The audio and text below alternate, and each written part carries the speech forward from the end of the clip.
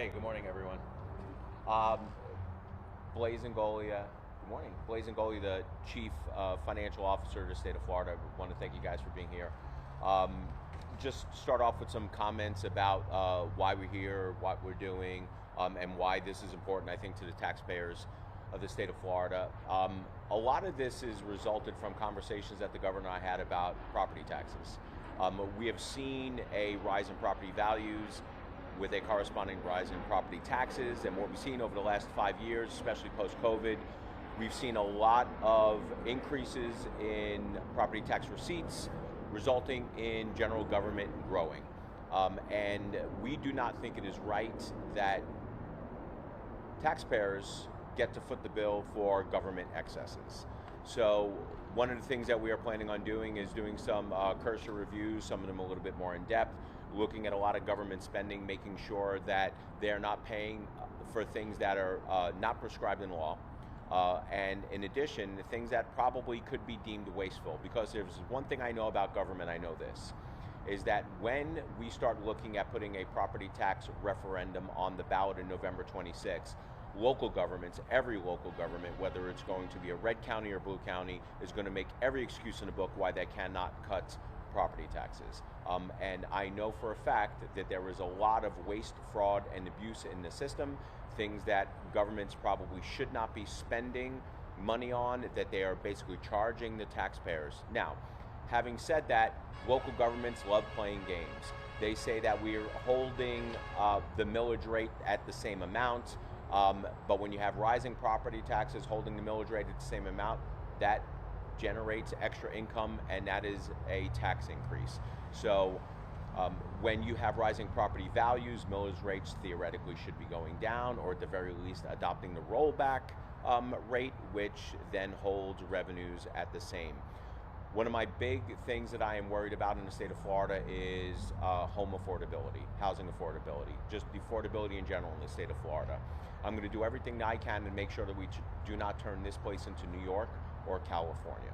So with that, more than happy to answer any questions that you guys have. I have a little time. Yes, sir. Can you explain the methodology for the numbers that you put out in the letter?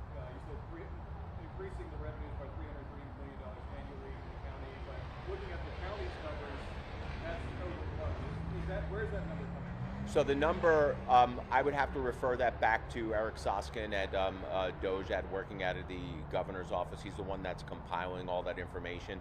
All that information, I think he retrieved directly from county finance reports. Is your understanding that's coming from what the rollback rate would have been? No, I think those are general. I think those are just general receipts that are coming in for government.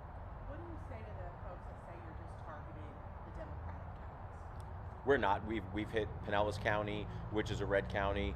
I'm going to be headed to Manatee County after this. I do not care personally, and I don't think the governor does either, if it is a red county or a blue county, because quite frankly, every county has seen an increase in government spending over the last 5 years. These cities like Jacksonville, who you've sent a letter to saying they are not cooperating, what are those cities like Jacksonville not doing to open the doors to you? Sure, great question.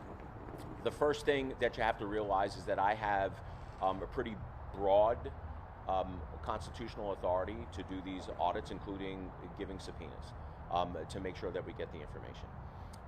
Those are unconditional. It's also in Florida statute that we passed last year that created Florida DOGE. This is not a negotiation with local government. So we've had counties that have asked us to sign non-disclosure agreements for public information. And in the case in Jacksonville, they were asking to sign some sort of technology user agreement. That is not prescribed in law. I don't understand what they think we're going to do with the information or having access to their files, because the access to the files is prescribed in law. There is nothing in Florida's law that says that we actually have to file an agreement with that. All of the auditors, all the employees that are on site are bound by current state law. They're not going to share any information they're not supposed to share, and they are going to make sure that they're taking care of every precaution to make sure information does not get out. What are some specific examples of waste, fraud, and abuse that you found or that you were suspicious of? Well, first, that's what we're here for. we're here to see that because we know that there are some, and we're going to find it, whether it be we're going to let you know when the report comes out. The report's going to come out in 60 days, and we will lay out what they are. But I will tell you that we just do not pick these locations willy-nilly. That's because people inside government, some elected officials contact us and they tell us, hey, you should be looking at this department, what they did over here when they signed this contract. And when we see that smoke, there's usually fire. So that's why we're on site. Yes, sir. You just touched on it a little bit, but procedurally from here, you're here today and tomorrow, your team's here today and tomorrow.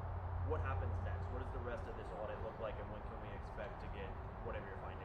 Sure, so you're looking at about 3 to 4 days on site, compiling information, the information that we laid out in the audit letter that we sent to local governments.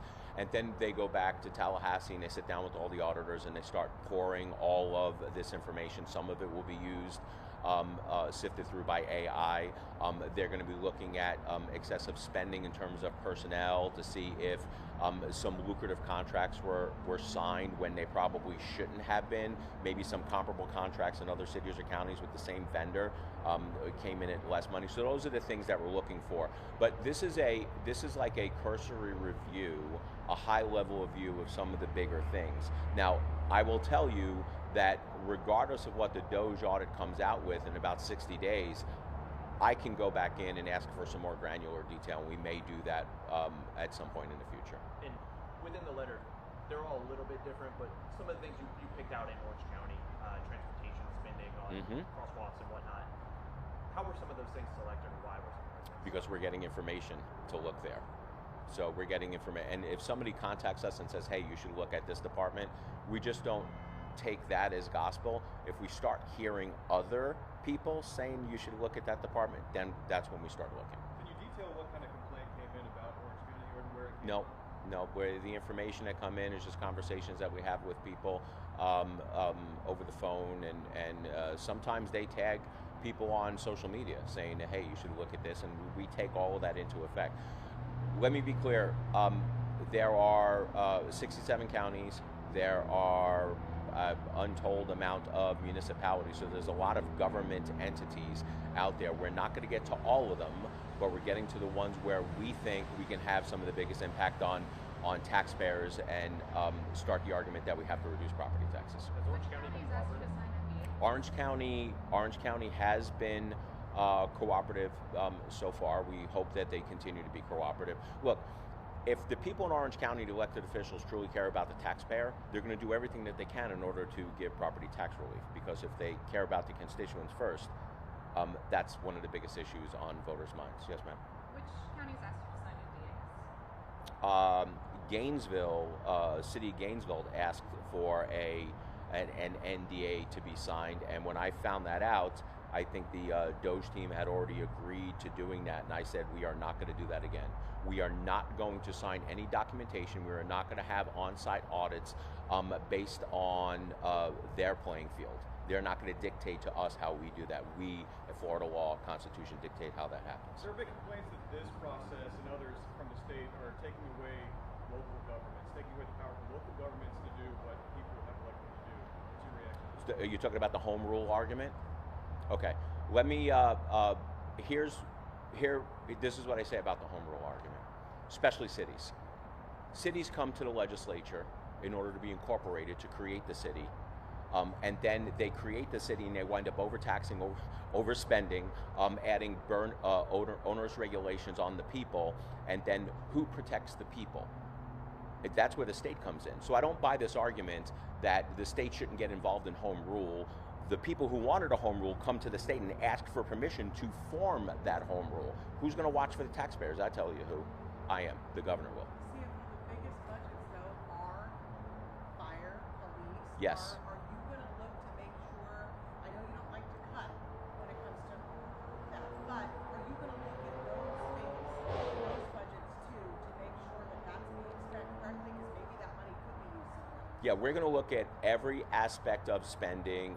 Personnel obviously is a big issue. And like you and I have had conversations before, is that the first duty of government is to protect its citizens. So if government was doing what they were supposed to be doing in terms of of zero-based budgeting and starting to see what is absolutely necessary, the first line items that they fund should be fire and police, and then everything else after that. Then you go to essential programs, and then towards the end, what we've seen traditionally from local governments is they wind up adding a lot of fluff and wind up spending things on that they shouldn't be spending on. Can you explain Yes, that? ma'am. Of the 67 counties, how many are you looking at? I will tell you, I am personally looking at, from the CFO's office, irrespective of what DOGE does over the next 6 months, almost all of them. It's just going to be a matter of time when we get around to all of them. Look, some of them may be adversarial, some of them may not be adversarial, but I do know this, is that there are elected officials, whether it is city commissioners, city councilmen, constitutional counties where you have actually commissioners on there. Commissioners.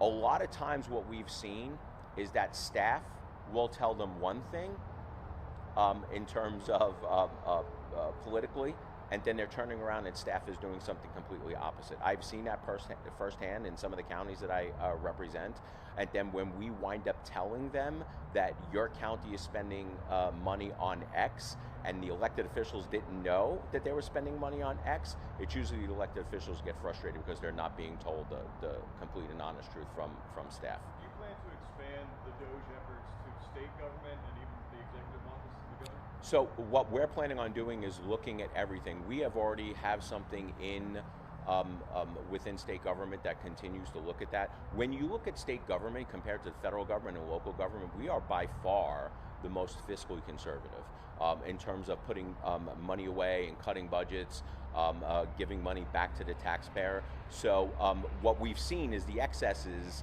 a lot of the excesses, the ones that people feel on a daily basis, come from local government. So that's where we're concentrating first. CFO, how did you pick the list? How did you go from 1 to 67? So a lot of that has to do with the increase year over year in terms of percentage over the last 5 years and dollar amount also. So Orange County was up there. It was up there in terms of overall dollar amount, which was taken in by the local government and property taxes.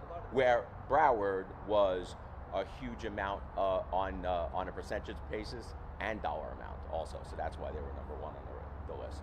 I'm going to take one last question. I got to get going. A lot of the cities and counties around here, not necessarily Orange County, are actually looking at raising the millage rate this year. A lot of them citing police and fire costs, salaries, and whatnot. What would your message be to those elected officials who are looking at that decision over the next month or two? Sure. My message would be the voters are going to speak, raise the millage rate, raise taxes, and they'll find themselves out of a job real quick. I got to go, guys.